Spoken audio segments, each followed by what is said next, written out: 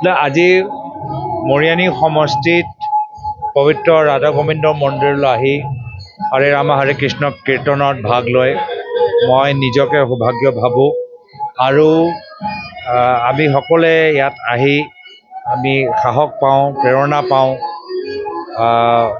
আমাৰ জীৱনৰ কাৰণে যিবোৰ আমাৰ যে লক্ষ্য আছে লক্ষ্য পূৰণ কৰিবলৈ এটা সাহস পাওঁ, শক্তি পাওঁ আৰু ইয়াত ইমান ৰাইজৰ মাজত আজিও দিনজোৰা কাম কাজ আছিলে মোৰ তথাপিও ৰাইজৰ মাজত অলপ কীৰ্তনত মাত্ৰ 10-15 মিনিটৰ অলপ সময় দিয়াৰ পিছত গোটেই দিনৰ ভাগৰটো এতিয়া নাইকিয়া হৈ গৈছে।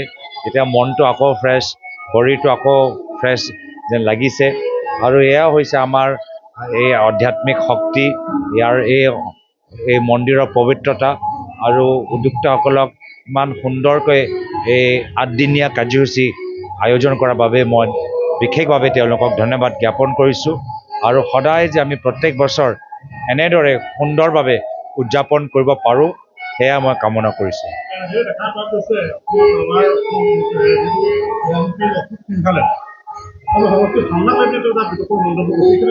মই এইখিনি কথা আজিৰ দিনত আমাৰ এটা সভা আছিলে তাত গোটেইখিনি কথা ক'লোঁ। আজি এটা পবিত্ৰ ঠাইত আহিছোঁ, মনটো ভাল। এই বেছি ৰাজনৈতিক কথা মই ক'বলৈ বিচৰা নাই। মই একো সম্পৰ্ক মই নাজানো। আমাৰ আলোচনা হৈ থাকিব আৰু আলোচনাৰ পিছত যেতিয়া আনুষ্ঠানিক সিদ্ধান্ত লোৱা যাব সকলোৱে গম পাব।